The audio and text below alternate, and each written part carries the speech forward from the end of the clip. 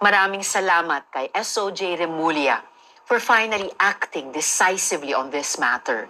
Ay meron kaming i-anunsyo lamang. Ang anunsyo po namin ay isasalang na ang kaso laban kay Pastor Apollo Kibuloy at sa kanyang mga kasama for child abuse under 7610. Of course, merong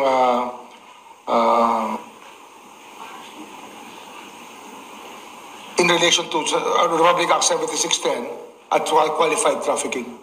Unang-una, Happy Women's Month. At tayo po'y nakikiisa sa pagkilala sa buwan na to bilang buwan ng kababaihan. At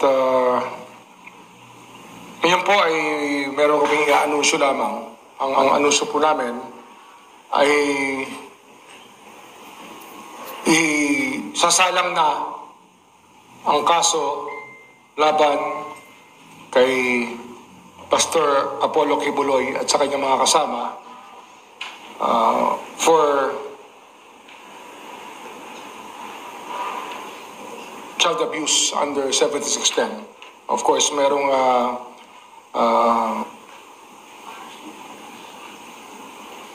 in relation to Republic Act 7610 at qualified trafficking. Ito po ay bunga ng ating naging usapin ng lahat sa mga nakaraang na buwan sapagkat laging pinag-uusapan ang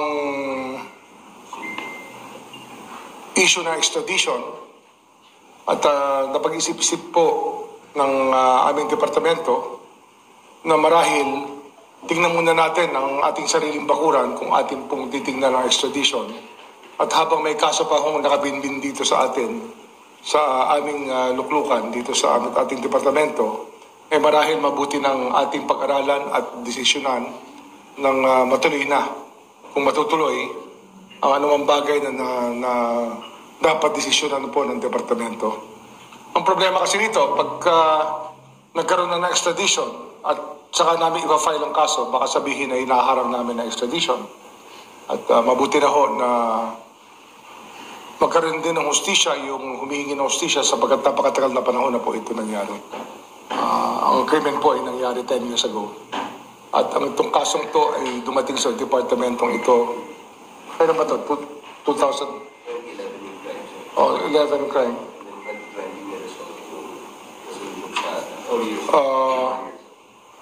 Yun, 4 years na po. Ito nakabinbin dito. At yung isa't kalahating taon nga ay sa ilalim namin. Kaya pinag-aralan namin ng gusto at ang lumalabas talaga rito ay meron talagang kailangang panagutan si Pastor Apollo Kibuloy at ang kanyang mga kasama sa isang complainant po, sa isa pong nagre-reklamong noong panahon na yun ay menor de edad, 17 anyos nung nangyayari po ang krimen. Kaya yun po yung aming binabalita sa inyo. Ito po ay hindi madaling gawin. Marami kasing pag-aalinlangan ng tao, may kuro-kuro, pero sa amin po, trabaho po ay trabaho. At kailangan isalang na po ang kasong ito. Secretary, kailan po planong i-file ang kaso? Ganito yan, no? Ang order of things dito, no? Kasi yung decision po ay nagawa na, naka-barcode na po ito. Ang kailangan po ay dalhin muna ito sa Davao at utusan ang sabihin sa City Prosecutor ng Davao na i-file ang kaso at alisunod dito dahil meron pong dalawang krimen na naganap dito. Yung isa pong krimen naman ay qualified trafficking na dapat naman i-file dito sa Pasig. Kaya hindi ho simpleng kaso ito. Ngunit dahil nga sa mga salita na magkakagulo, magkakaroon ng ibang pag-alsa pag meron pong nangyayari sa mga sinasabi ng ibang mga tao, ay minabuti ko rin pong sulatan at mamaya pipirmahan ko ang sulat sa Korte Suprema, ngunit hindi pa pwede ipadala sapagkat ito'y pwede lang ipadala pag nakafile na ang kaso na ilipat sa Maynila ang kaso nitong rape in relation to 7610, bali sexual exploitation of minors at qualified trafficking. Dapat sa Maynila na i-hear. So sequential po yan, kailangan po ay ma-follow yung order. Sir, clarification. Ito po ay desisyon dun sa petition for review, tama po ba? Yes, sa petition for review. Tumbak po yan. So, Sir, meron po bang, doon sa petition for review, yung kampo po ba ni Pastor Kibuloy ay nag-reach out, nagpadala ng kahit na anong dokumento o... Hindi, ano to, kompleto na yung proseso rito, submitted talaga to for decision, ha. Minana lang namin ito mula sa nakaraan na DOJ, sa nakaraang pamunuan ng DOJ, at lahat po ito ay submitted for decision, ha. Pinag-aralan po namin ng gusto. Ang inalam ko lang,